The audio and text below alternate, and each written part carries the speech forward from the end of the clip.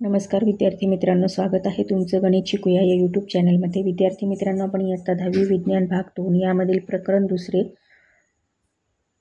सजीवातील जीवन प्रक्रिया भाग 1 या प्रकरणाचा अभ्यास करत आहोत। त्यामध्ये आज आपण अर्धसूत्री विभाजन या घटकाचा अभ्यास करणार आहोत। या आधीच्या व्हिडिओमध्ये आपण सूत्री पेशी विभाजन या घटकाचा अभ्यास केलेला आहे। आता अर्धसूत्री विभाजन म्हणजे काय, तर हे जे विभाजन आहे ते कसं होतं, तर ते 2 टप्प्यांमध्ये पूर्ण होतं। त्यामध्ये अर्धसूत्री विभाजन भाग 1 आणि अर्धसूत्री विभाजन भाग 2। तर भाग 1 मध्ये काय होतं बघा, आता इथे ह्या जे वरती टप्पे दाखवलेले आहेत 1 2 3 4 5 आणि ही मध्यावस्था, ही पश्चावस्था आणि ही अंत्यावस्था 1, असं हे पेशी विभाजनाचं अर्धसूत्री पेशी विभाजन इथे भाग 1 दाखवलेला आहे।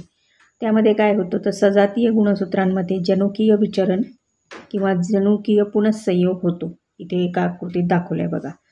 आणि नंतर ती सजातीय गुणसूत्रे अर्धगुणसूत्र जोडी नव्हे तर 2 संचांमध्ये विभागली जातात। हे बघा, याप्रमाणे 2 एकगुणी पेशी तयार होतात इथे दाखवल्याप्रमाणे। आणि पुढे हे जे आहे ते अर्धगुणसूत्री विभाजनाचा भाग 2 आहे।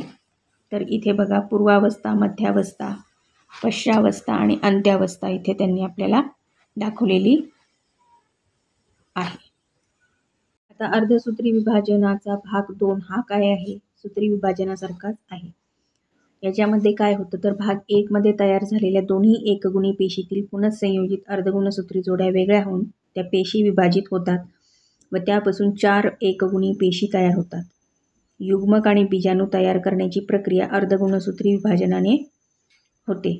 या पेशी विभाजनाच्या पद्धतीमध्ये एका द्विगुणित म्हणजे 2n दुप्पट पेशीपासून 4 गुणित म्हणजे n पेशी तयार होतात। या पेशी विभाजनाच्या वेळी समजातीय गुणसूत्रांमध्ये पारगती होऊन जनुकांचे संयोग होतो। यामुळे तयार होणाऱ्या 4ही जन्मपेशी किंवा नवजात पेशी जनुकीयदृष्ट्या जनक पेशीपेक्षा आणि एकमेकांपेक्षा वेगळ्या असतात।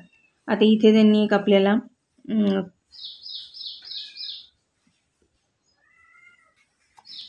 प्रॅक्टिकल करायला सांगितलेलं आहे, ज्यामध्ये त्यांनी साहित्य, काचपट्टी, आच्छादन काच, चिमटा, संयुक्त सूक्ष्मदर्शक, वॉच ग्लास ह्या गोष्टी घ्यायला सांगितल्यात। पदार्थामध्ये त्यांनी मध्यम आकाराचा कांदा, आयोडीनचे द्रावण इत्यादी।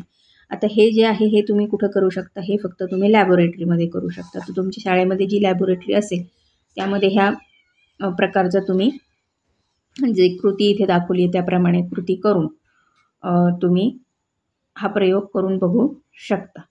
आता यांनी काय कृती सांगितली बघा, तर एक मध्यम आकाराचा कांदा घ्यायचा आणि पाणी भरलेल्या चंचू पात्रात अशा प्रकारे ठेवायचे की कांद्याच्या मुळाकडील भाग पाण्याला स्पर्श करेल।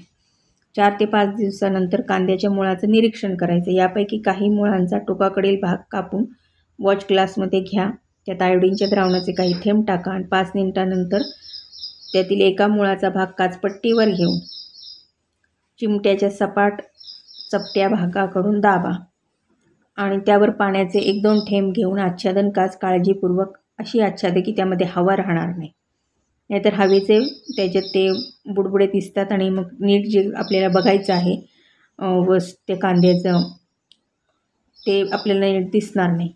आता तयार झालेल्या काचपट्टीचे संयुक्त सूक्ष्मदर्शकाखाली निरीक्षण करा आणि पेशी विभाजनाची कोणती अवस्था तुम्हाला दिसून आली तिची आकृती काढा। आता इथे कांद्याच्या मुळाच्या टोकाकडील भागाच्या पेशीचे सूत्री विभाजनाने विविध टप्पे पुढील आकृतीत दाखवलेत। यापैकी तुम्हाला काय दिसून आले ते बघा। इथे जे आता हे टप्पे दाखवलेत त्यांनी हे पूर्ण, तर यामधले तुम्हाला काय दिसत आहे त्याचा तुम्हाला त्यांनी अभ्यास करायला सांगितलेला आहे।